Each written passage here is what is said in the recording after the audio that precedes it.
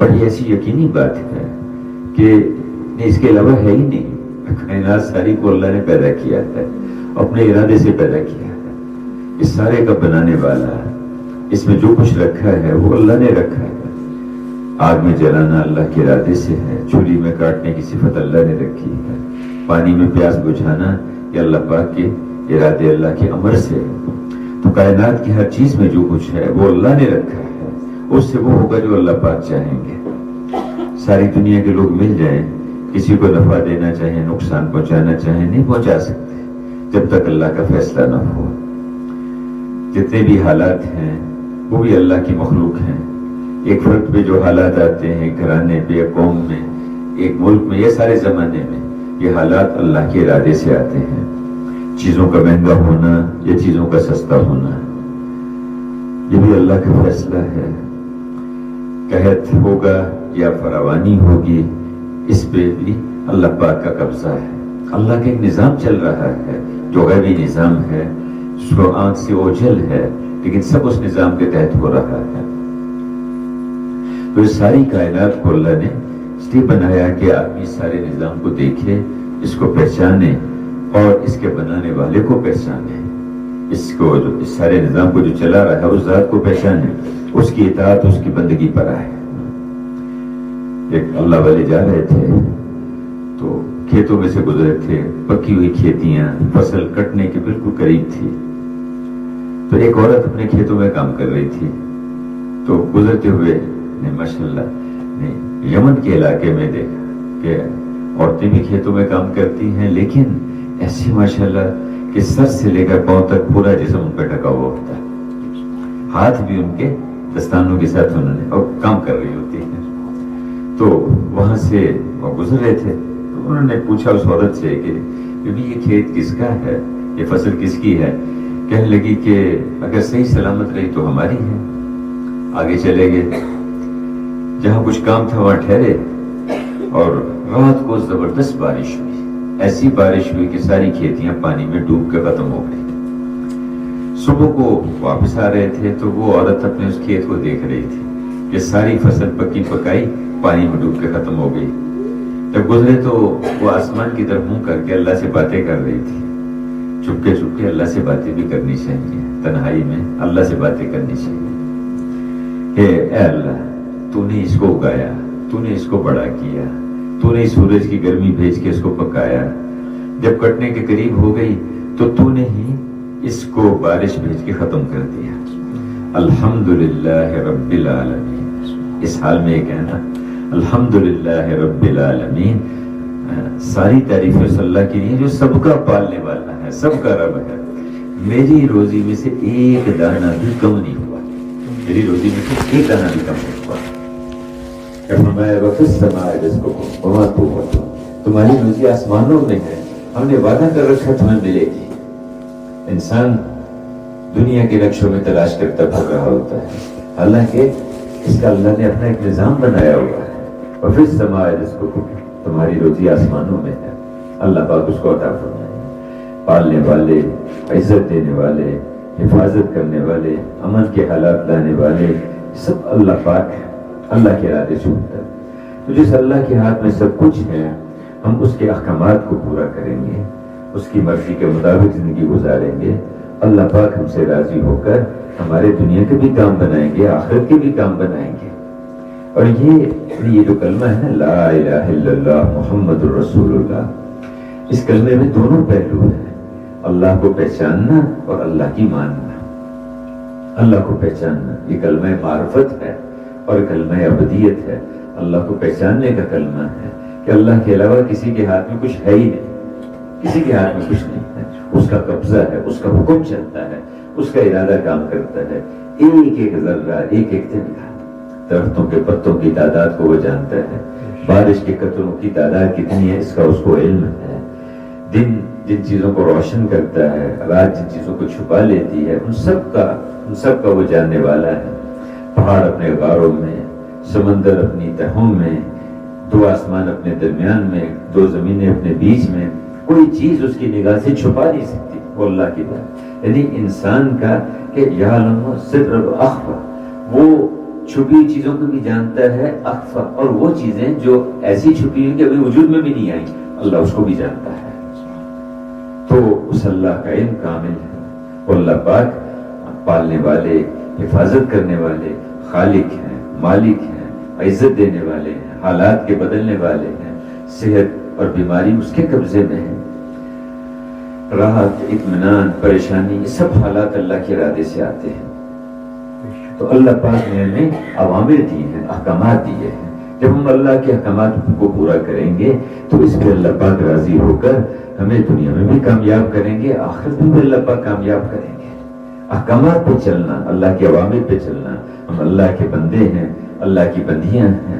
کوئی حال ہمارے اوپر آ جائے ہم اللہ کے امر کو پورا کریں گے. ابراہیم علیہ السلام کو حکم دیا گیا کہ جائیے آپ اپنی اہلیہ کو اور اپنے بیٹے کو وہاں لکودک صحرا میں چھوڑ کے آ جائیے. ابراہیم علیہ السلام بھی اس پر کہ اللہ جو آپ حکم دیں گے لبیک اللہم لبیک. اور جب چھوڑ کے واپس آنے لگے تو اہلیہ نے پوچھ لیا کہ آپ ہمیں یہاں کیوں چھوڑ کے جا رہے ہیں. ایک دفعہ، دو دفعہ، تین دفعہ پوچھا، چوتھی دفعہ سوال بدل دیا. کیا اللہ نے آپ کو حکم دیا کہ آپ ہمیں یہاں چھوڑ کے جائیں؟ تو اس پہ کہا کہ ہاں اللہ نے حکم دیا. ہمیں پھر آپ جائیے، آپ گھبرائیں نہیں، اللہ ہمیں ضائع نہیں کرے گا. اللہ ہمیں ضائع نہیں کرے گا. آپ ہمیں اللہ کے حکم کی وجہ سے یہاں چھوڑ کے جا رہے ہیں. تو ہم اللہ کے حکموں کو پورا کریں گے، اس پہ اللہ ہمیں کامیاب کریں گے، اس پہ اللہ پاک ہمارے کاموں کو بنائیں گے. گھروں کے حالات بھی اس پہ ٹھیک ہوں گے، ملکوں کے حالات بھی اسی پر ٹھیک ہوں گے. اللہ کے احکامات پہ چلنا اور اللہ کے اوامر کو کیسے پورا کرنا ہے اس کا راستہ اللہ نے بتا دیا اپنے حبیب حضرت محمد مصطفیٰ صلی اللہ علیہ وسلم کے ذریعے سے کہ اتبعوا ھذا النبی الامی، یہ ہمارے نبی امی ہیں، ان کے پیچھے چلو، ان کی اتباع کرو. اگر تم اللہ سے محبت کرتے ہو تو اللہ کے رسول کی اتباع کرو، پھر اللہ بھی تم سے محبت کرنے لگیں گے. اللہ بھی تم سے محبت کریں گے. تو ہم اللہ کی مانیں گے، اللہ کے رسول صلی اللہ علیہ وسلم کے طریقے پر مانیں گے. کوئی حال ہمارے اوپر آ جائے. عبد الرحمن رضی اللہ عنہ بیمار تھے، بستر پر پڑے ہوئے تھے، بے ہوشی کی سی کیفیت ہو گئی. ارد گرد والوں نے سمجھا کہ انتقال ہو گیا. ان کے گھر والوں کو خبر دی گئی. جب ان کو پتا چلا تو وضو کیا اور نماز پہ کھڑی ہو گئی. اللہ سے دعا مانگنی شروع کر دی. مانگتی رہی. تھوڑی دیر کے بعد بتایا کہ جی وہ تو اللہ نے ان کو دوبارہ صحت دے دی. تو کوئی حال آ جائے فوراً عمل کر کے اللہ سے مانگنا، دعا میں لگ جانا، نماز میں لگ جانا، کیونکہ حال تو اللہ بھیجتے ہیں. اور اللہ پاک اس لیے بھیجتے ہیں اللہ یرجعون، تاکہ بندے ہماری طرف رجوع کریں، بندے ہماری طرف کو مڑے. حضور صلی اللہ علیہ وسلم کے زمانے میں ایک عورت بیوہ تھی، اکلوتا بیٹا تھا. اس کے ہجرت کر کے یہاں آئی مدینہ میں. اس بیٹے کا انتقال ہو گیا، نوجوان تھا. حضرات صحابہ کرام نے اس کو غسل دیا، کفن دیا. جب جنازہ تیار ہو گیا تو حضور کی خدمت میں گزارش کی کہ یا رسول اللہ، وہ فلاں نوجوان کا انتقال ہو گیا ہے تو آگے آپ جنازہ اس کا پڑھا دیں. آپ نے ان سے پوچھا کہ کیا تم نے ان کی والدہ کو بتایا ہے؟ کہ جی ان کو تو نہیں بتایا. تو پہلے اس کو خبر کرو، اس کو بتاؤ. جا کے اس کو بتایا تو وہ اللہ کی بندی آئی اور آ کے اپنے بیٹے کی جو میت یہاں پڑی ہوئی تھی اس کے پاس کھڑی ہو گئی اور اس کے پاؤں کے انگوٹھے کو پکڑ کے اللہ سے مانگنا شروع کر دیا کہ اے اللہ، میں نے تیری وجہ سے تیرے نبی کے ذریعے سے میں ایمان لائی اور تیری وجہ سے میں نے وہاں سے ہجرت کی، مکہ سے میں یہ مدینہ آ گئی اور اکلوتا میرا بیٹا بیوہ تھی. اب عورتیں مجھے تانا دیں گی قریش کی کہ یہ چونکہ مسلمان ہوئی ہے اس لیے اللہ نے خدا نے اس کے بیٹے کو مار دیا ہے، اس لیے اس کے اوپر آزمائش آئی ہے چونکہ یہ مسلمان ہوئی ہے ایمان. اب مجھے تانے دیں گی، اے اللہ تو اس بیٹے کو زندہ کر دے، اے اللہ زندہ کر دے، قیامت کے دن میں تو زندہ کرے گا تو آج ہی اس کو زندہ کر دے. مانگتی رہی. اللہ نے تھوڑی دیر کے بعد اس نوجوان کو دوبارہ زندہ کر دیا. اور حضرات صحابہ کرام کہتے ہیں ہم نے اس کے ساتھ بیٹھ کے کھانا کھایا اور پھر کئی سال تک وہ زندہ رہا. تو دعا والا اعمال والا راستہ ہے. یہ راستہ بہت آسان ہے، بہت آسان ہے، لیکن اس پہ تھوڑی محنت کرنا پڑتی ہے. مال والا راستہ مشکل ہے، دعا والا اور عمل والا راستہ بہت آسان ہے. عمل کر کے اللہ سے لینا، عمل کر کے اللہ کی طرف متوجہ ہو جانا، اللہ سے مانگنا. اللہ کا ذکر کریں گے، اس پہ اللہ پاک اطمینان دے گا.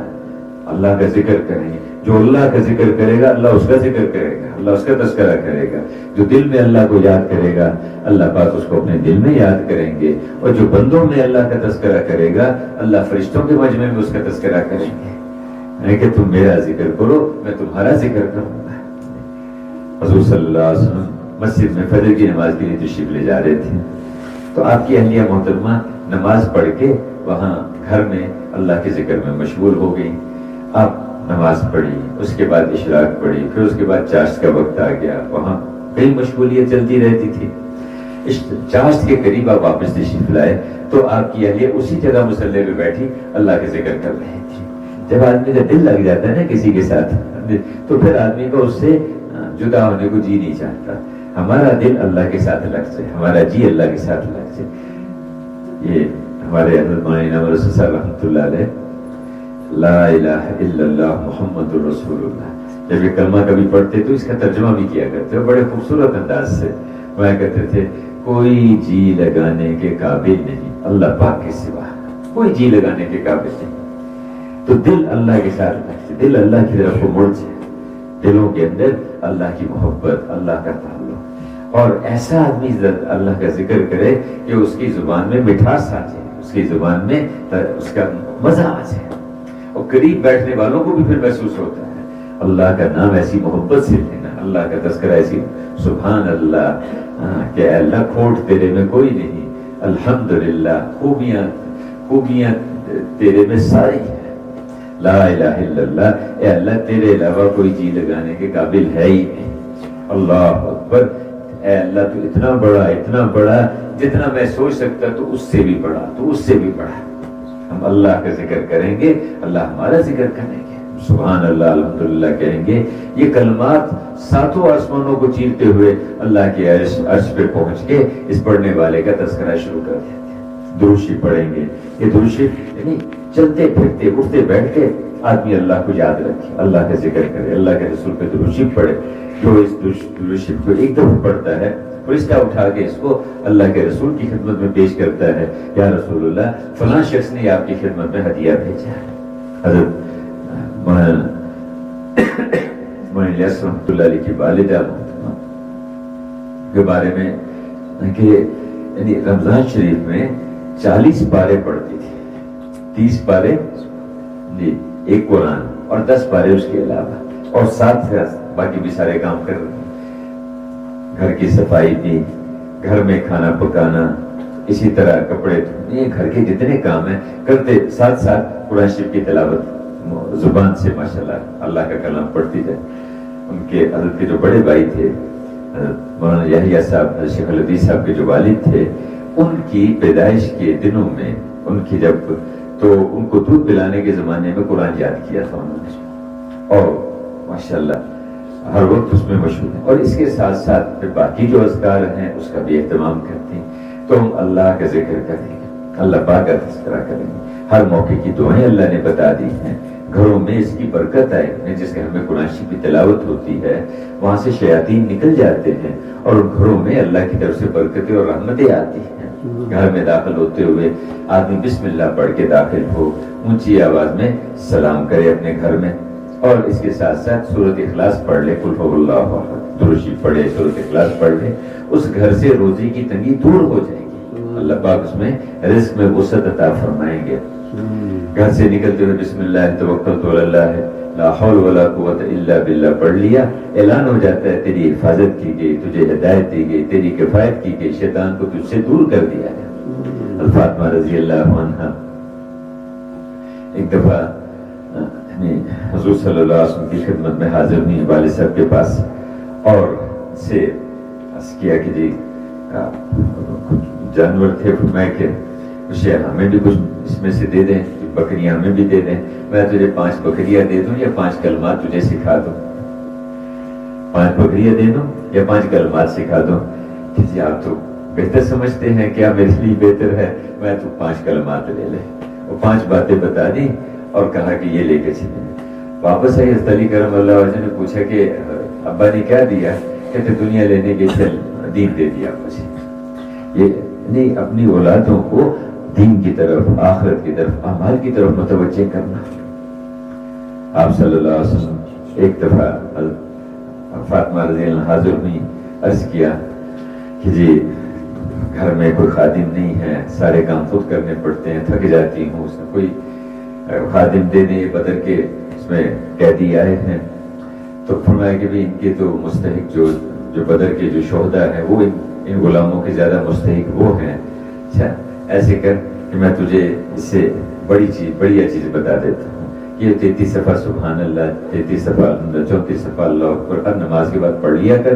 یہ تیرے لیے خادم اور ملازم سے زیادہ اچھا ہے. تو کہتے کہ رات کو سوتے ہوئے کوئی عورت اگر تھکی ہوئی ہے اور وہ ان کلمات کو پڑھ لے، تسبیحات فاطمہ کو پڑھ لے، تو اللہ اس کی تھکاوٹ دور کر دے گا اللہ اس کی برکت سے. مرد بھی پڑھ سکتے ہیں، عورتیں بھی پڑھ سکتی ہیں. تو گھروں میں بچوں کو ایمان کی طرف متوجہ کرنا، اعمال کی طرف متوجہ کرنا، آخرت کی تیاری کی طرف متوجہ کرنا. حضرت محمد بن سیرین رحمۃ اللہ علیہ ایک دفعہ مغرب کی نماز انہوں نے پڑھی مسجد میں. تو ایک بچہ کوئی 10-12 سال کا بچہ، اس نے بھی مغرب کی نماز پڑھی. اس کے بعد اس نے نفل پڑھے اور نفلوں کے بعد کافی دیر تک دعا مانگتا رہی. دیکھتے رہے اس کو. جب دعا سے فارغ ہوا تو اس کو بلایا، بیٹا بیٹھو، تم نام کیا ہے؟ نام پوچھا. تمہارے والد کا نام کیا؟ اس نے بتایا کہ میں تمہارے والد سے ملنا چاہتا ہوں، بڑی اچھی انہوں نے تربیت کی ہے تمہاری. اس نے کہا جی میرے ابا کا تو میں چھوٹا سا تھا، ان کا انتقال ہو گیا تھا، میری تربیت تو میری والدہ نے کی ہے. کہنے لگے اچھا. پھر کہا کہ بیٹا میں تجھے اپنی پرورش میں نہ لے لوں تو اپنی ذمہ داری میں لے لوں. انہوں نے کہا کہ جی پہلے میری ایک بات ہے، اگر آپ سن لیں پھر جس طرح آپ فرمائیں گے. کہا کیا بات ہے؟ کہ مجھے بھوک لگتی ہے، کھانے پینے کی ضرورت ہوتی ہے، تو آپ مجھے دیں گے وہ؟ ہاں بیٹا جب میں ذمہ داری لے رہا ہوں تو وہ بھی دوں گا تجھے. کہنے لگے مجھے سردی گرمی لگتی ہے تو مجھے کپڑا بھی دیں گے؟ وہ بھی دوں گا. تو اس نے کہا کہ جب میں بیمار ہو جاتا ہوں تو مجھے آپ صحت بھی دیں گے؟ کہنے لگے بیٹا میں دوائی تو دے سکتا ہوں، صحت تو اللہ ہی دیتا ہے، دوائی لا کے ضرور دے دوں گا تجھے. کہنے لگے اچھا میں مر جاؤں گا تو مجھے آپ زندہ بھی کریں گے؟ کہ بیٹا زندگی موت تو اللہ کے ہاتھ میں. کہنے لگے اچھا پھر آپ میرے آدھے کام کریں گے، آدھے نہیں کریں گے آپ، تو مجھے اسی کی ذمہ داری میں رہنے دے جو مجھے کھلاتا ہے پلاتا ہے، بیمار ہو جاؤں تو مجھے تندرستی دیتا ہے، میں مر جاؤں گا تو مجھے دوبارہ زندہ بھی کریں، اسی کی ذمہ داری میں رہنے دے مجھے. اب یہ ماں نے یہ اللہ کی طرف جوڑا ہے. ہم اللہ معاف کریں تو دعوت بھی دیتے ہیں تو اس طرف خیال نہیں ہوتا. ہاں ہر ایک کو اللہ کی طرف رجوع کرنا، اللہ کی طرف رجوع کرنا، کیونکہ اللہ ہر جگہ ہے. جس نے اللہ سے، اللہ کی قدرت سے، اللہ کے خزانوں سے فائدہ لینا سیکھ لیا، اب تو وہ معنی بدل گیا نا. وہ اپنے پیروں پہ کھڑا ہو گیا. اردو کا محاورہ ہے اپنے پاؤں پہ کھڑا، مطلب کیا ہے کہ اس نے دکان، کھیتی، زمین اس سے فائدہ اٹھانا سیکھ لیا. اور پہلے دور میں کیا تھا؟ اپنے پیروں پہ کھڑا ہو کے، یعنی مسلح پہ کھڑا ہو کے اس نے اللہ سے لینا سیکھ لیا. نماز کے ذریعے سے اللہ کے خزانوں سے فائدہ اٹھانا اس نے سیکھ لیا ہے. عمومی طور پر ایک ماحول ایسا تھا، تربیت کی ایک ایسی فضا تھی. ایمان کا سیکھنا یعنی یہ کام ہے، ایک ہے علم کا سیکھنا، یہ بھی کام ہے، مسائل بھی سیکھے جائیں، فقہ بھی سیکھی جائے، لیکن اس سے پہلے ایمان کا سیکھنا، ایمان کا سیکھنے کا. اس لیے مولانا علیہ السلام فرماتے تھے کہ اگر ہم سے کوئی پوچھے کہ اس محنت کا نام کیا ہے تو ہم نے کوئی نام نہیں رکھا، لیکن اگر کہیں تو یہ تحریک ایمان ہے. ایمان کا مضبوط ہونا، کیونکہ جب آدمی کے اندر یہ بات اترتی ہے کہ اللہ سے ہوتا ہے اور اللہ کے غیر سے، اللہ کے ارادے کے بغیر نہیں ہوتا، عزت وہ دے گا، حفاظت وہ کرے گا، حالات کو وہ بنائے گا، تو پھر آدمی لا محالہ اللہ کے احکامات کو پورا کرنے کی طرف کو چلتا ہے، اللہ کے رسول کے طریقوں کو پورا کرنے کی طرف کو چلتا ہے. تو یہ بات دلوں کے اندر ہوتا ہے. ہمارے گھروں میں ایسی فضا، ہمارے گھروں میں ایسا ماحول بنا ہوا ہو کہ اللہ سے لینا. ایک دفعہ مسجد میں نے عصر کی نماز پڑھی، نماز کے بعد باہر نکلا تو 3-4 بچے 10-12 سال 8 سال کے وہ بھی نماز پڑھ کے نکلے. تو ایک بچے نے شلوار کرتا، سر پہ ٹوپی پہنی ہوئی تھی، باقیوں کا لباس ذرا مختلف قسم کا. میں نے بچوں سے پوچھا کہ تمہیں سے سب سے اچھے کپڑے کس کے ہیں؟ سب بچوں نے کہا کہ میرے کپڑے سب سے اچھے. اس سے پوچھا میں نے کہ تمہارے کپڑے سب سے اچھے کیوں ہیں؟ اس نے بڑا خوبصورت جواب دیا. انہوں نے کہا جی اصل میں حضرت محمد صلی اللہ علیہ وسلم ایسے کپڑے پہنتے تھے، اس لیے ہمارے لیے معیار محمد الرسول اللہ. انبیاء کرام ہمارے لیے نمونہ، وہ ہمارے لیے معیار ہے. ہر عمل میں اس کو دیکھنا کہ بھئی ہم دسترخوان لگا کے کھانا کیوں کھا رہے ہیں. حضرت محمد صلی اللہ علیہ وسلم نے یہ طریقہ بتایا ہے. اور اللہ کے ہاں سب سے محبوب ذات حضور صلی اللہ علیہ وسلم کی ہے. جو حضور کے طریقوں کو اختیار کرے گا وہ اللہ کا محبوب بنے گا, اللہ اس سے محبت کریں گے.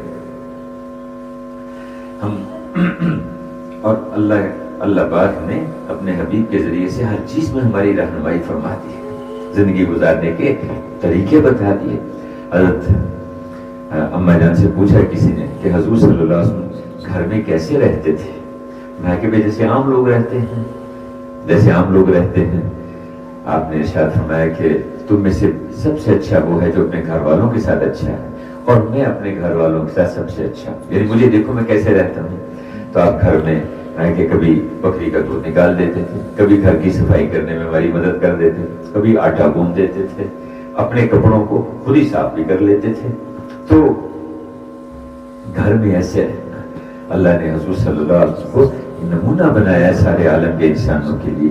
اس لیے آپ کے ذریعے سے اللہ نے جو زندگی انسانوں کو دی ہے اس ساری زندگی کو منتقل کیا انسانیت کی طرف. ایک فطری ہے کہ گھر سے باہر کی زندگی عام طور پر مردوں میں دوستوں کے سامنے ہوتی ہے, گھر کے اندر کی زندگی ان کے سامنے نہیں ہوتی. اس لیے اللہ نے حضور کے ساتھ دو طرح کی جماعتیں جوڑ دی, ایک مردوں کی جماعت حضرات صحابہ کرام, اور ایک مستورات کی جماعت جس میں آپ کی ازواج مطہرات اور آپ کی صاحبزادیاں. گھر سے باہر کی زندگی مردوں کے ذریعے سے منتقل ہوئی ہے, اور گھر کے اندر کی زندگی ازواج مطہرات کے ذریعے سے امت تک منتقل ہوئی ہے. حضرت مولانا منصور نعمانی صاحب رحمۃ اللہ علیہ فرماتے ہیں, دیکھیے میں اپنی ماں اور باپ کے ساتھ ایک گھر میں ایک چھت کے نیچے ہم 40-45 سال سے رہ رہے ہیں, لیکن قرآن اور حدیث کے ذریعے جتنا میں اللہ کے رسول کو جانتا ہوں اتنا میں اپنی ماں اور اپنے باپ کو نہیں جانتا, چونکہ اللہ نے حضور کو نمونہ بنایا ہے. حضرت ابو ہریرہ رضی اللہ عنہ سب سے زیادہ روایات ان کے ذریعے سے آپ پہنچی ہیں, اور دوسرے نمبر پر اما عائشہ رضی اللہ عنہ کے ذریعے سے روایت آئی ہے.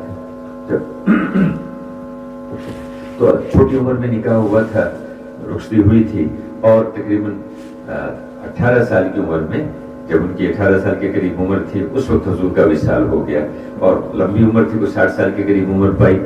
تو پوری امت کو آپ کے ذریعے سے بہت ساری حضور کی جو گھر کی زندگی ہے وہ منتقل ہوئی, اس طرح باقی ازواج مطہرات کے ذریعے سے. تو چونکہ اس علم کو مرد بھی سیکھتے تھے, عورتیں بھی سیکھتی تھی, اور وہ حضور صلی اللہ علیہ وسلم سے چیزیں پوچھ کے پھر آگے امت کی رہنمائی فرماتی تھی. اور اللہ پاک نے ہمیں بہت خوبصورت زندگی دی ہے, دینی زندگی, ایمانی زندگی. جہاں یہ زندگی ہوگی, میں نے اس کیا کہ وہاں کے حالات اللہ ٹھیک کریں گے, وہاں محبتیں ہوں گی, وہاں آپس میں جوڑ ہوگا. اور حضور صلی اللہ علیہ وسلم ایک آدمی مسافر تھا, آپ کی مسجد میں آ گیا. تو میں کہا یا رسول اللہ بھوکا ہوں, کچھ نہیں کھایا کئی دنوں سے, اور سواری بھی پاس نہیں ہے میرے پاس, میں گھر ہی پہنچ جاؤں اس کا بھی کوئی انتظام نہیں ہے. آپ نے اس کی حالت کو دیکھ کے صحابہ سے پوچھا کہ کوئی اس کا انتظام کر دے. تو حضرت سعد بن عبادہ رضی اللہ عنہ کہا جی وہ میری اونٹنی ہے, وہ میں اس کو دے دیتا ہوں. تو سفر کا تو انتظام ہو گیا, اب کھانے کا کچھ نہیں. تو آپ نے سلمان فارسی رضی اللہ عنہ سے کہا کہ جاؤ بھائی گھروں میں سے کسی گھر سے کوئی دیکھو کھانے کی کوئی چیز مل جائے تو لے آؤ. انہوں نے چند گھروں سے پتہ کیا, کسی کے گھر میں کچھ نہ ملا. اور فاطمہ رضی اللہ عنہ کہاں چلے گئے, ان سے جا کے کہا جی اس طرح یہ مسافر ہے, مہمان ہے, اس کے لیے کچھ کھانے کا کچھ انتظام کر دیں آپ کے گھر میں کچھ. سلمان تو تمہارے گھر میں بھی 2 دن سے فاقہ چل رہا ہے, کچھ بھی. لیکن یہ مہمان ہے, حضور کا مسافر ہے, اس کو میں خالی تو نہیں بھیجوں گی, خالی نہیں بھیجوں گی. ایسے کرو کہ میری یہ چادر لے لو, اور اس کو لپیٹ کے دیا. تو وہ جو فلانی گلی میں شمون جو ہوتی رہتی ہے اس کے پاس سے لے لو, اور اسے کہو کہ بھی یہ چادر لے لو, اس کو گروی رکھ لو, اس کے بدلے میں ہمیں کچھ جو دے دو, وہ میں آٹا گوندھ کے اس کو روٹی بنا دیتی ہوں. جاؤ. وہ چادر لے کے ان کے پاس چلے گئے. سے شمون سے کہا کہ بھی یہ چادر تم رکھ لو. انہوں نے کہا کہ قصہ کیا ہے سارا, اور سارا قصہ سنایا. تو کہنے لگے کہ سلمان یہ نبوت ہے, یہ نبوت ہے, یہ نہیں ہوگا, یہ چادر یہ لے لو واپس. کہنے لگے کہ جاؤ سے فاطمہ سے کہو کہ میں تیرے باپ پہ ایمان لے آیا, میں تیرے باپ پہ ایمان لے آیا, اور جو دیے اور لا کے جو یعنی کہ صحابہ کی خوبی تھی وَيُؤْثِرُونَ عَلَىٰ أَنفُسِهِمْ وَلَوْ كَانَ بِهِمْ خَصَاصَةٌ، دوسروں کو اپنے اوپر ترجیح دیتے تھے.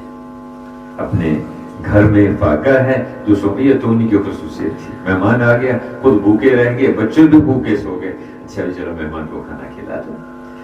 تو اللہ اس میں سے کچھ حصہ ہمیں بھی ان کی خوبیوں میں سے عطا فرما دے. تو عام طور پر ایسا ماحول تھا، گھروں میں سادگی، رہن سہن میں سادگی. تو ہماری عمومی طور پر وہ زندگی آ گئی، وجود میں آ گئی. اس میں بڑی برکتیں ہیں. شادیوں میں سادگی ہو، رہن سہن میں سادگی ہو. حضرت سعید بن المسیب رحمۃ اللہ علیہ مسجد میں بیٹھے تھے اور سبق دے رہے تھے. کچھ شاگرد کوئی طلبہ بیٹھے ہوئے تھے، تو اتنے میں ایک آدمی آ گیا. اس نے آ کے کہا کہ کچھ بات کہی کہ جی مجھے کوئی بات کرنی ہے تو آپ ایک طرف آ جائیں. ایک طرف بیٹھے تو جی وہ جو خلیفہ وقت ہیں ولید بن عبد الملک، انہوں نے مجھے بھیجا ہے آپ کے پاس اپنے بیٹے کے بارے میں آپ سے بات کرنے کے لیے کہ آپ کی صاحبزادی ہیں، ان سے ان کی نسبت طے ہو جائے. تو انہوں نے ان سے کہا کہ تھوڑا سوچا، کہنے لگے کہ اس میں بات یہ ہے کہ مجھے ذرا اس کے جو اخلاق ہے نا جی، اس پہ مجھے اطمینان نہیں ہے.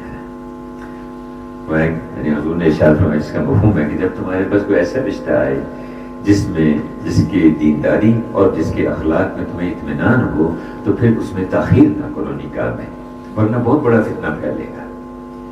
شادیوں کو آسان کرنا، سستا کرنا اس کو، اس سے اللہ پاک اولادوں کی بہت ساری خرافات سے حفاظت فرمائے. اور نکاح میں تاخیر نہیں کرنی چاہیے، چاہے بچی کا نکاح ہو چاہے بچے کا نکاح ہو، اس میں تاخیر نہ کی جائے، سادگی کے ساتھ. تو انہوں نے کہا کہ مجھے اطمینان نہیں ہے. کہنے لگے کہ آپ دیکھ لیں، سوچ لیں اس کو، ایسے کہ اس گھر میں رہے گی بہت کچھ، ہر کئی خادمائیں، کئی قسم کے اس کے دنیا کے منافع اس کو ملیں گے. فرمانے لگے دیکھو اس پوری دنیا کی جو حیثیت ہے اللہ کے نزدیک ایک مچھر کے پر کے برابر نہیں. تو جو کچھ خلیفہ کے پاس ہے اس مچھر کے پری کا تو حصہ ہے نا، اور سے زیادہ تو نہیں ہے نا، میں نہیں کروں گا. پھر اس نے دوسری بات کہی، کہنے لگی ہو سکتا ہے آپ کو کچھ نقصان بھی پہنچ جائے. کہنے لگے دیکھو جو کچھ بھی ہو رہا ہے نا اور جو کچھ آئندہ ہوگا وہ پہلے سے تقدیر میں لکھا جا چکا ہے، اسے یہ میں نہیں کروں گا. وہ آگے وہاں سے اس سے سبق سے فارغ ہو کے گھر تشریف لے گئے. تو بیٹی قرآن پڑھ رہی تھی. ان سے پوچھا کہ بیٹی کیا پڑھ رہی ہو؟ کہنے لگے قرآن پڑھ رہی ہوں، ایک آیت اس کی سمجھ نہیں آ رہی. اللہ یہ فرما رہے ہیں کہ مومنین جو ہے ان کی خوبی ہے کہ اللہ سے دعا مانگتے ہیں، ربنا آتنا فی الدنیا حسنہ وفی الآخرۃ حسنۃ وقنا عذاب النار. آخرت کی حسنہ جو وہ تو سمجھ میں آ گئی کہ اللہ پاک جہنم سے بچا لے، جنت میں داخل کر دے. دنیا کی حسنہ سے کیا مراد ہے یہ سمجھ میں نہیں آئی. فرمانے لگے کہ بیٹی آسان ہے کہ نیک عورت کے لیے نیک خاوند اور نیک خاوند کے لیے نیک بیوی، بھائی یہ دنیا کی ایک خوب ہے.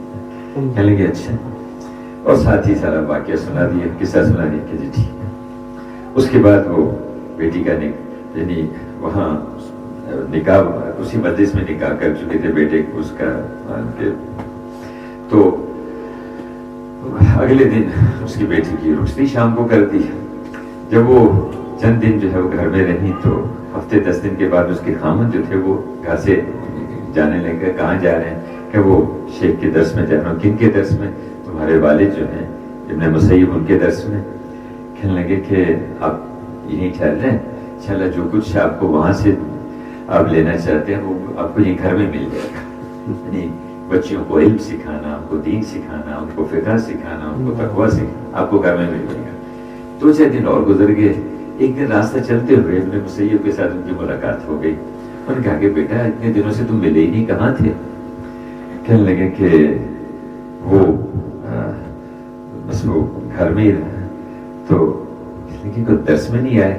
اصل میں وہ آپ کی صاحبزادی نے وہ مجھے خود ہی جو سب کچھ سکھانا شروع کر دیا، اور جو کچھ آپ کے ہاں سے ملتا تھا وہ مجھے اب اسی سے ملنا شروع ہو گیا گھر کے اندر. تو بچیوں کو ایمان سکھانا، ان کو عمل والا بنانا، ان کو دعا والا بنانا، اللہ سے لینے والا بنانا، گھروں میں ایسی فضا ہو. اور اللہ نے الحمدللہ اللہ نے ہمیں بڑی خوبصورت زندگی دی ہے. انشاءاللہ جہاں گھروں میں زندگی ہوگی، اولادوں کی تربیت ہوگی، ایمان اور تقویٰ ان کو سکھائیں گے، اخلاق ان کو سکھائیں گے، اور ماحول کہ گھروں کا ماحول عورتیں بناتی ہیں. اگر یہ تھوڑی سی توجہ دیں گی تو بچپن کی چیز آگے پھر موت تک آدمی کے اس میں پکی رہتی ہے. تو اس کا اہتمام کرنا، گھروں میں ایمان کے تذکرے، اعمال کے تذکرے، جن رشتہ داروں کے پاس ہمارا آنا جانا ہوتا ہے ان کو دعوت دینا، ان سے اعمال کی بات کرنا، ہر گھر میں فضائل کی تعلیم کا حلقہ ہو، ہمارے گھروں میں بھی تعلیم کا اہتمام ہو. جس گھر میں یہ اعمال ہوں گے ان گھروں پر اللہ کی رحمتیں اتریں گی، سکینہ نازل ہوگی، ان گھروں کو اللہ پاک بڑی بڑی مصیبتوں سے بچائیں گے، بڑی بڑی پریشانیوں سے اللہ پاک ان کو بچائیں گے، ان کی مالوں میں برکت دیں گے، چیزوں میں برکت دیں گے. تو روزانہ گھروں میں فضائل کی تعلیم کا حلقہ، اس کا اہتمام کرنا، کیونکہ ایسے ایک فضا ہے چاروں طرف چیزوں کی، مال لے لو، چیزیں لے لو، اس سے یہ کام بنیں گے. جب اس تعلیم کے حلقے میں بیٹھیں گے اس سے سمجھ میں آئے گی کہ نہیں، کام تو اللہ بناتے ہیں اور اعمال پہ بناتے ہیں. ہم اللہ کا ذکر کریں گے، اس پہ اللہ پاک یہ دیں گے، ہم ایک دوسرے کو معاف کریں گے، اللہ ہماری عزت بڑھائیں گے، ہم دوسروں پہ خرچ کریں گے، اللہ ہمارے مال میں برکت عطا فرمائیں گے، ہم رشتہ داروں کے ساتھ اچھا سلوک کریں گے، اللہ پاک ہماری عمر کو لمبا کریں گے. کس عمل پہ اللہ کیا کرتے ہیں اس کو ہم سنیں گے اور اس کی عمومی طور پر فضا بنائیں گے. تو اس سے انشاءاللہ اعمال کی ایک دوڑ لگے گی، ہر آدمی عمل میں آگے سے. اور عمل تو وہ راستہ ہے جس سے آدمی اللہ کے خزانوں سے فائدہ اٹھا سکتا ہے، عمل کر کے اللہ کے خزانوں سے لے سکتا ہے. تو اعمال والا راستہ اللہ نے ہمیں دیا ہے. اس کے لیے گھروں میں فضائل کی تعلیم، میں نے عرض کیا کہ ایمان کے تذکرے، ایمان کی باتیں. کوئی ہمارے پاس آ جائے اس کو یہ سمجھائیں کہ ری بہن اللہ نے تجھے سارے عالم کے لیے بھیجا ہے، تو معمولی نہیں ہے، تو حضور کی امت میں ہے، اللہ نے تجھے سارے عالم کی ذمہ داری دی ہے. ہمارے بچوں کو، ہماری بچیوں کو، ہماری عورتوں کو، ہمارے ایک ایک کو اللہ پاک نے سارے عالم کے لیے چنا ہے. یہ سعادت ہے اس امت کی کہ اللہ پاک نے اس کو انبیاء علیہ السلام بڑی محنت عطا فرمائی ہے. نبیوں والے کام کے لیے اللہ نے بھیجا ہے. حضرت موسیٰ علیہ السلام نے ایک دفعہ قرآن کی اس کے تورات کی تختیاں اٹھائیں اور اس میں سے پڑھنا شروع کیا. عرض کیا کہ اللہ ان تختیوں میں ایک ایسی امت کا حال لکھا ہوا ہے جس کے لوگ آپ کے قرآن کو زبانی یاد کریں گے، اس امت کو آپ میری امت بنا دیں. میں کہ نہیں موسیٰ، وہ تو احمد صلی اللہ علیہ وسلم کی امت ہے.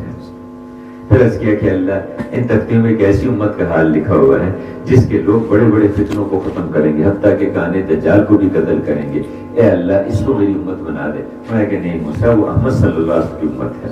اور بھی کئی باتیں کہیں. اسی میں ایک بات یہ عرض کی کہ اللہ ان تختیوں میں ایک ایسی امت کا حال لکھا ہوا ہے جس کے لوگ جو نیکی کی طرف دعوت دیں گے برائی سے منع کریں گے. اے اللہ اس امت کو میری امت بنا دے. اس میں فرمایا کہ نہیں موسیٰ، وہ تو احمد صلی اللہ علیہ وسلم کی امت ہے. آخر میں انہوں نے وہ تختیاں اٹھا کے ایک طرف رکھ دیں اور دعا کے لیے ہاتھ اٹھائے کہ اللہ اگر آپ وہ امت مجھے نہیں دیتے تو میرے اوپر احسان کریں کہ مجھے ہی اس امت میں سے پیدا کر دیں. تو ایک اس پہ اللہ نے فرمایا کہ موسیٰ ہم نے آپ کو نبوت دی ہے، نبوت بہت اونچی چیز ہے، جو کچھ ہم نے دیا اس کو قبول فرمائیں اور ہمارا شکر ادا کریں. اللہ نے ہماری عورتوں کو، ہمارے مردوں کو اللہ نے اس کام کے لیے چنا ہے، اس کام کے لیے بھیجا ہے اللہ نے ہمیں. صحابہ کے ہاں مرد بھی دعوت دیتے تھے، عورتیں بھی دعوت دیتی تھی. حضور صلی اللہ علیہ وسلم جب نبوت اتری تو آپ نے گھر میں آ کے اپنی اہلیہ خدیجہ رضی اللہ عنہ کے سامنے سارا تذکرہ کیا. خدیجہ رضی اللہ عنہ ایسی سمجھدار عورت تھی تو حضور کو لے کے اپنے چچا زاد بھائی ورقہ بن نوفل کے پاس چلے گئے، سارا قصہ ان کو بیان کیا اور پھر ان کو دعوت دی. سب سے پہلی دعوت جو ہے خدیجہ رضی اللہ نے دی اور سب سے پہلے وہ مسلمان ہو گئے. ان کے بعد ان کی دعوت پہ وہ مسلمان ہو گئے. پھر اس کے بعد خدیجہ رضی اللہ عنہ نے عورتوں میں کام کرنا شروع کیا. جمیل رضی اللہ عنہ جو حضرت عمر رضی اللہ عنہ کی ہمشیرہ ہے وہ خدیجہ کی دعوت پہ ایمان لائے. انہوں نے ان کو دعوت دی، اس پہ وہ ایمان لائے. پھر حضور کا بھی حوصلہ بڑھاتی، ان کی بھی ہمت بڑھتی. اب پریشان تھے اسی وحی کے بیٹھے ہوئے تھے تو اتنے میں پھر فرشتہ نظر آنے لگ گیا. تو اس گھبراہٹ میں پریشانی میں کہا کہ وہ دیکھو پھر مجھے نظر آ رہا ہے. تو ان کو نظر نہیں آ رہا تھا. اب سمجھدار تھی، کہا کہ آپ ایسے کریں، آپ میرے دائیں طرف آ کے بیٹھ جائیں. ادھر آ کے بیٹھ کے اب آپ کو نظر آ رہا ہے؟ کہاں نظر آ رہا ہے. کہا آپ بائیں طرف آ کے بیٹھ جائیں. ادھر آ کے بیٹھ کے اب نظر آ رہا ہے؟ کہا کہ ہاں بھی نظر آ رہا ہے. پھر کیا کیا، سر سے دوپٹہ اتار دیا، سر سے چادر اتار دی. کہا کہ اب نظر آ رہا ہے؟ نہیں اب نہیں نظر آ رہا ہے. کہا یہ فرشتہ ہے، شیطان نہیں ہے.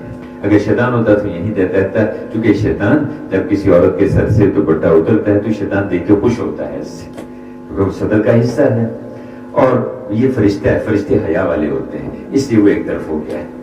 تو حوصلہ دیا اور یہ کہا کہ آپ گھبرائیں نہیں، آپ تو عورتوں کا، بیواؤں کا خیال کرتے ہیں، یتیموں کی پرورش کرتے ہیں، بھوکوں کو کھانے کھلاتے ہیں، ننگوں کو کپڑا پہناتے ہیں، ایسے اچھے اخلاق والے، ان کو اللہ ضائع نہیں کیا کرتا، آپ گھبرائیں نہیں۔ ان کی حوصلہ افزائی کی، ہمت بڑھتی۔ اسی طرح حضرات صحابہ کرام نے کی مرد بھی دعوت میں، مرد بھی نقل و حرکت میں، دین کی محنت میں، عورتیں بھی اس میں لگی ہوتی تھی، اللہ کے راستے میں بھی نکل۔ ام شریک رضی اللہ عنہ مکہ کی عورتوں کو دعوت دیتی تھی، ایسے ہی عائشہ رضی اللہ عنہ۔ تو اللہ، ایک عورت حضور کے پاس آئی، انہوں نے کہا کہ یا رسول اللہ، یہ لوگ اللہ کے راستے میں نکلتے ہیں، کوئی ایسا مجھے عمل بتا دیں کہ میں گھر میں ہی رہوں اور وہی اجر مجھے مل جائے جو ان کو اللہ کے راستے میں نکلنے پر ملتا ہے۔ آپ نے فرمایا کہ ہاں، ایک صورت ہو سکتی ہے کہ جب یہ نکلے تو نماز کی نیت کر لے، اور جب تک واپس نہ آ جائے سلام مت پھیرنا۔ جب یہ نکلے تو اللہ کا ذکر شروع کر دے، جب تک واپس نہ آ جائے خاموش مت ہونا۔ اور جب یہ اللہ کے راستے میں نکلے تو روزے کی نیت کر لے، اور جب تک واپس نہ آ جائے افطار مت کرنا۔ یا رسول اللہ، اتنی لمبی نماز، روزہ، ذکر کون کر سکتا ہے؟ کس کے بس میں؟ میں اگر تو کر بھی لے، کر ہی نہیں سکتی، اگر تو کر بھی لے تو بھی اللہ کے راستے میں نکلنے والوں کے اجر کے 10ویں حصے کو نہیں پا سکتے۔ تو مستورات بھی اپنے مردوں کے ساتھ اللہ کے راستے میں نکلیں، مردوں کو بھی تیار کر کے بھیجیں۔ یعنی صحابہ کرام کے نا ایک مقابلہ تھا، یہ آگے سے آگے بڑھنا، اعمال میں آگے بڑھنا، قربانیوں میں آگے بڑھنا۔ وہ عورتیں تانا دے رہی ہیں کہ عمر بن جموع کی ان کی اہلیہ کہ تو کہاں اللہ کے راستے میں نکلے گا، میں جانتی ہوں تجھے، تو جو ہے وہ بہانہ بنا کے واپس آ جائے گا، میرا تو پاؤں زخمی ہے، میں تو لنگڑا ہوں، چل نہیں سکتا۔ وہ ایسا وہ تانا دل کو لگا کہ وہی دروازے پہ کھڑے ہو کے دعا کی، اللہ ملا تردنی اہلیہ، اللہ مجھے میرے گھر میں واپس ہی نہ لے کے آنا۔ اور گئے اور جا کے ایسے شہید ہو گئے۔ تو عورتیں ترغیب دیتی تھی بچوں کو، نوجوانوں کو ترغیب دے کے اللہ کے راستے میں بیٹوں کو بھیجتی تھی۔ ام فضل رضی اللہ عنہ 10 بیٹے ہیں، دنیا کے 10 ملکوں میں ان کی قبریں ہیں۔ اور سب سے چھوٹے بیٹے قسم بن عباس، ان کی قبر وہ کرغزستان اور جو ازبکستان کے بیچ کا علاقہ ہے، وادی فرغانہ، وہاں ان کی قبر ہے۔ کسی کی الجزائر میں، کسی کی طائف میں، کسی کی مکہ میں۔ افرا رضی اللہ عنہ 7 بیٹے اور 7 بدری ہیں، 7 بیٹوں کو تیار کر کے اللہ کے راستے میں بھیجا، اور 7 نے بدر میں شرکت کی۔ یعنی بدر والوں کا کیا فرمایا کہ اللہ نے ان کے اگلے پچھلے سب گناہ معاف کر دیے، سارے گناہ اللہ نے معاف کر دیے بدر والے۔ تو وہ ماں کتنی خوش نصیب ہے جس کے 7 بیٹے اس کے بعد، اور اس میں 2 بیٹے معاذ اور موبس، یہ تھے جنہوں نے ابو جہل کو قتل کیا، اس پہ جو حملہ کیا تھا، دونوں یہ افرا کے ان کے بیٹے ہیں۔ تو اللہ پاک نے ماؤں کے ایسے جذبات رکھے تھے، بہنوں میں، بیٹیوں میں ایسی اللہ نے ایک زندگی دی تھی۔ آج ہم اس زندگی سے دور چلے گئے، اس پہ ہم استغفار بھی کریں، اللہ سے معافی بھی مانگیں، اور کوشش کریں کہ وہ زندگی پھر سے دوبارہ ہر جگہ وجود میں آ جائے۔ یہ زندگی ایسی خوبصورت زندگی ہے جیسے کسی جگہ باغ ہو، اس میں پھول لگے ہوئے ہوں، اس کی خوشبو بتاتی ہے۔ یہ زندگی جہاں ہوگی لوگوں کے دل کھنچے گے اس کی طرف کو، اللہ پاک جو ہے ان کے دلوں کو متوجہ کرے گا، پھر علاقے، قومیں اس زندگی کی طرف کو مڑیں گے۔ بستیوں کو اگر ہم ایسا بنا دیں، گھروں کو ایسا بنا دیں، خاندانوں کو ایسا بنا دیں، لوگ رش کریں گے زندگی کا۔ تو ہماری اب اس کے لیے درخواست ہے کہ وہ مرد بھی اللہ کے راستے میں نکلیں، اور ہماری یہ جو مستورات ہیں یہ بھی اپنے مردوں کے ساتھ اللہ کے راستے میں نکلنے کی ترتیب بتائیں۔ 3 دن کے لیے 3-4 دفعہ 3 دن لگ گئے، 10 دن 15 دن کی جماعتیں میں اللہ کے راستے میں نکلیں، 10 دن لگ گئے، 15 دن لگ گئے، چلے کے لیے چلیں۔ تو اللہ نے ہمیں موقع دیا ہے ایک کام کرنے کا، تو اس کے لیے آگے سے آگے بڑھا جائے، اور گھروں میں بھی ان اعمال کا اہتمام ہو۔ اچھا یہ کہ نظام الاوقات گھروں میں ہم بنائیں، کس وقت میں ہمارا گھر میں مشورہ ہوگا، تعلیم کا حلقہ کس وقت میں لگے گا، انفرادی طور پر جن رشتہ داروں، عزیزوں، پڑوسیوں کے ہاں ہمارا آنا جانا ہوتا ہے، ان کو ہر عہدہ دوسری کو دعوت دیں، اس کو اعمال کی طرف متوجہ کریں، آخرت کے تذکرے کیے جائیں، اعمال کے تذکرے کیے جائیں۔ اس سے انشاءاللہ آپس میں بھی جوڑ اور محبت پیدا ہوگا۔ ہاں، غیبت نہ ہو، دوسروں کی کمیوں کے تذکرے نہ ہو، خوبیوں کے تذکرے ہوں۔ اللہ نے ہمیں موقع دیا ہے، زندگی جیسے شروع میں عرض کیا کہ ایک ہی ہے، دوبارہ کسی کو یہ موقع نہیں ملے گا۔ اس سے جتنا آدمی فائدہ اٹھا لے انشاءاللہ آخرت میں کام آئے گا. تو اندر مستورات سے بھی درخواست ہے کہ وہ بھی آپس میں بیٹھ کے اپنی تشکیل کر لیں, اور آپ حضرات یہ جو مرد حضرات آپ بھی فرمائیں کہ بھی آپ میں سے کون کون کتنے وقت کے لیے تیار ہے. جی فرمائے جی. ہر سال 4 مہینے ڈاکٹر صاحب جی, ہر سال 4 مہینے ماشاءاللہ. اور جی فرمائیں. ہر سال 4 مہینے. کیا نام جی؟ ہر سال 4 مہینے. جی آپ کا؟ ہر سال 4 مہینے. جی 4 مہینے پیدل کر رہا ہوں. 4 مہینے پیدل ماشاءاللہ. پوری جماعت انشاءاللہ 4 مہینے. اللہ پاک کو قبول فرمائے. وہ مستورات میں بھی تو وقت لگے ہیں نا آپ حضرات؟ چلا چلا کس کا لگا ہے مستورات میں؟ ماشاءاللہ. اچھا, اور 15 دن کس کے لگے, یا 10 دن یا 15 دن جو بھی ہے؟ آپ کے 10 دن لگے ہیں. اچھا, اور 3 دن. ہاں ایسا نہ ہو کہ بھئی ایک آدمی تو قطب مینار بن جائے اور دوسرے بیچارے وہ زمین پہ جو ہے. حقیقت ہمت کے ساتھ مرد بھی مستورات, چونکہ صحابہ کے یہاں مرد بھی دائی تھے, عورتیں بھی دائی تھیں. مرد بھی ذکر کرنے والے, عورتیں بھی ذکر کرنے, مرد بھی نماز کا اہتمام کرنے والے, عورتیں, مرد بھی صدقہ دینے والے, عورتیں بھی صدقہ دینے والے. تو اللہ پاک نے سبھی پہ ذمہ داری ڈالی ہے. اور مرد یعنی بعض موقعوں پر تو یعنی مستورات کا جو دین پہ چلنا ہے تو بہت اہم. دیکھیں ایک نیک عورت, ایک متقی عورت, اس کا جو اثر ہوتا ہے وہ 70 متقی مردوں کے برابر ہے. اور ایک بدکار عورت, اس کا جو نقصان ہے وہ 1000 بدکار مردوں سے زیادہ نقصان ہے. اس لیے مستورات کا تو دین پہ چلنا پورے خاندانوں کے پلٹنے کا ذریعہ بن جاتا ہے. اور یہ لیکن یہ تب ہوگا جب مرد ہمت کریں گے مستورات کو بھی ساتھ لے کے. تو کیا رائے ہے آپ حضرات کی جن کے 3 دن لگ گئے ہیں, 5 روزے لگ گئے ہیں, آپ حضرات چلنے کے لیے اللہ کے راستے میں نکلیں؟ جی کیا خیال ہے؟ انشاءاللہ. کیوں جی؟ ٹھیک ہے اللہ کے راستے میں نکلیں. جیسے مشرق میں طے ہو جائے, جی رائمنڈ کا طے ہو جائے, ہندوستان کا طے ہو جائے, بنگلہ دیش کا, جہاں کا بھی طے ہو جائے, یہ تو مشورے کی بات ہے. جی تو ویسے ہی ہمارے جو بلیک برن میں کل سے انشاءاللہ قرآنوں کا جوڑ بھی شروع ہو رہا ہے. تو آپ حضرات کے بھی ارادے ہیں انشاءاللہ, اور مستورات بھی اپنے مردوں کو تیار کر کے بھیجیں. جن کے 4 مہینے لگے ہوئے ہیں ان کو تیار کریں کہ بھئی تم اس جوڑ میں بھی شریک ہو, اور جوڑ سے پھر جماعتیں بنا کے اللہ کے راستے میں نکلیں. اس سے انشاءاللہ ان کو بھی بڑی جنت ملے گی, اور مستورات کو بھی اللہ پاک اس کی برکت سے ان کے ساتھ اگلے درجوں میں اللہ پاک لے جائیں گے.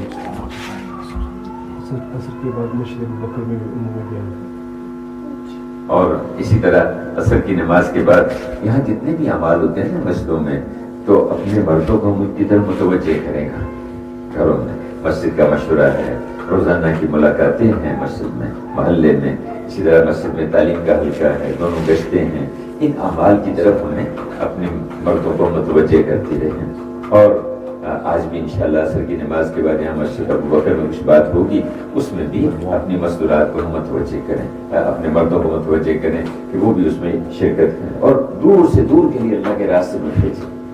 ملکوں میں تشکیلیں کریں, یعنی حوصلہ بڑھائیں, ہمت بڑھائیں. صحابہ کے زمانے میں تو گھروں میں ایسی فضا تھی, مستورات کو خود ہی حوصلہ بڑھاتی تھی. اچھا بھی جاؤ, پیچھے ہم سنبھال لیں گے, کوئی فکر کی بات نہیں, تم جاؤ اللہ کے راستے میں. تو حوصلہ بڑھائیں, کی ہمت بڑھائیں انشاءاللہ. واقعی اگر مستورات تھوڑی سی توجہ دیں نا جی, تو بہت سارا کام ہو رہا ہے. سارا دعوت کا کام بنیاد ہی اس کی مستورات بنی ہے. چند عورتیں بیٹھ کے انہوں نے سوچا, فکر کی, اللہ نے اس کی برکت سے مولانا الیاس رحمۃ اللہ جو والد صاحب, مولانا اسماعیل صاحب, ان کی اس فکر کی برکت سے نکاح ہوا. اور اس نکاح کے بعد ایک طرف جو ہے مولانا یحییٰ صاحب, اللہ نے ان کو بلایا, ان کی ولادت ہوئی. اور مولانا الیاس صاحب تو دونوں بھائی, مولانا یحییٰ صاحب حضرت شیخ الحدیث صاحب کے والد صاحب, ان کے ذریعے سے اللہ نے علم کو اور تصوف کو اتنا اللہ نے اس کو آگے بڑھایا. دوسری طرف مولانا الیاس رحمۃ اللہ علیہ, ان کے ذریعے سے اللہ نے دعوت کا سلسلہ ایسا چلایا. تو یہ چند عورتیں ایک تقریب میں بیٹھ کے انہوں نے فکر کی, انہوں نے سوچا, اللہ پاک نے اس کی برکت سے اتنا بڑا نقشہ قائم فرما دیا. آج بھی ہو سکتا ہے. تو ہماری جو مستورات ہیں وہ اس کے لیے فکر بھی کریں, سوچیں بھی. وہ 100% مسلمان جو ہیں وہ اللہ کے حکموں پہ چلنے والے ہیں, اللہ کے رسول کے طریقوں پر, اور دعائیں مانگیں. تو سب کہا کرتے تھے کہ ہماری تو عورتیں بیمار بستر پہ پڑی ہوئی کروٹ نہیں بدل سکتی، وہ بھی ساری دنیا کی ہدایت کا ذریعہ بن سکتی، وہاں دعا تو مانگ سکتی ہے کہ اللہ ساری دنیا میں دین کو زندہ فرما دے، سارے عالم میں تو دین کو زندہ فرما دے۔ تو اب وہ خود اس میں ہمت نہیں ہے، لیکن پوری دنیا کی ہدایت کا وہ ذریعہ بن سکتی ہے۔